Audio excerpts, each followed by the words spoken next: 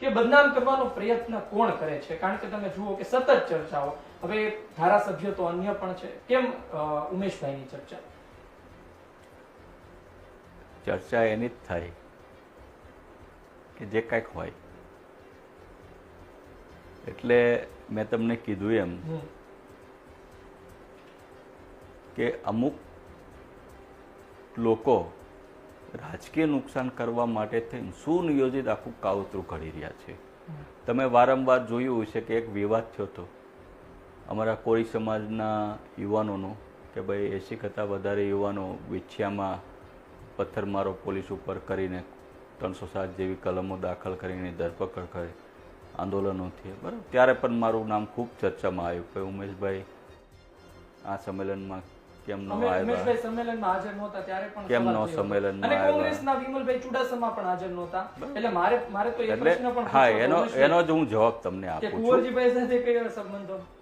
એટલે આખું તમે જુઓ ને ઘટના ક્યારથી બની કે આ જે તત્વો જે છે પોતાની જાતને સમાજના આગેવાન સમજે છે, પોતાની જાતને, એ જે તત્વો જે વિછિયામાં જે એન્ટીસો કામ કરતા હતા કે જે સમાજના નામ ઉપર પોતે આખું ચરી ખાય છે, પોતાનો કોઈ ધંધો નથી, એનું બેકગ્રાઉન્ડ ચેક કરો કે આ લોકો તત્વો કોણ છે, પોતાનો ધંધો શું છે, એ શું ધંધો કરે છે,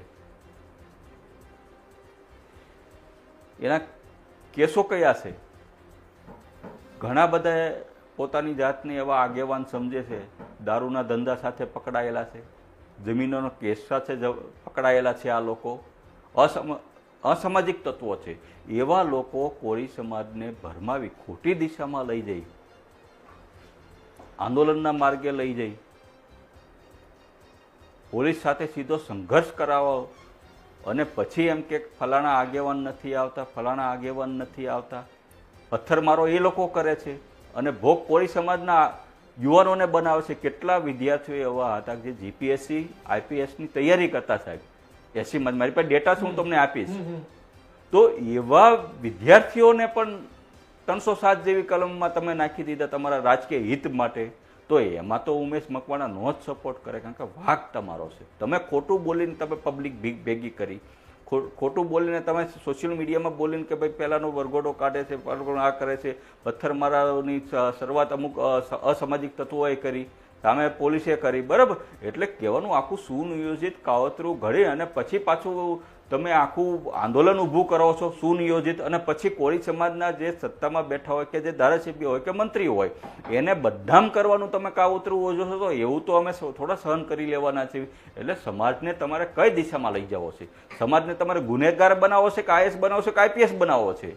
તમે સમાજને કઈ દિશામાં લઈ જવા માંગો છો?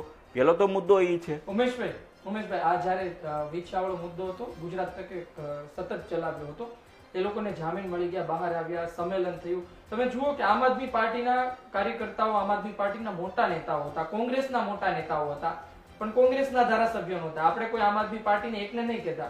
પછી આમ આદમી પાર્ટીના ધારાસભ્ય કાર્યકર્તાઓ હતા, પ્રદેશના નેતાઓ હતા, પણ આમ આદમી પાર્ટીના જ કોળી ધારાસભ્ય ઉમેશભાઈ નહોતા.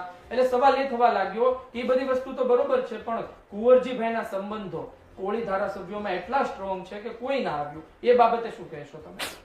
જો આજે કુંવરજીભાઈ બાવળિયા સાહેબ છે, એ કોળી સમાજના અમારા રાષ્ટ્રીય નેતા છે, પહેલાં તો રાષ્ટ્રીય અધ્યક્ષ છે. રહી વાત સંમેલનની, મેં તમને કીધું એમ, તમે ખોટા રસ્તે સમાજના યુવાનોને લઈ જાઓ અને તમે બોલાવો ખોટું તમારું રાજકીય હિત સાધવા માટે, કોઈ નેતાને બદનામ કરવા તમે એમ કહો કે ભાઈ અહીંયા બધા ધારાસભ્ય કોળી સમાજના આવશો, તો એવું ક્યારેય બને નહીં. કારણ કે તમે કોળી સમાજના યુવાનોને છેતરવાનું કામ કરો છો તમારા રાજકીય હિત માટે, તમારા વ્યક્તિગત સ્વાર્થ માટે, તમારી વ્યક્તિગત કોઈ યારે દુશ્મની છે તમારા કુંવરજીભાઈ યારે, તો તમે એમ માનશો કે ભાઈ બીજા ધારાસભ્ય આ સંમેલનમાં આવશે. પણ વિષય કયો છે કે કોળી સમાજ ઉપર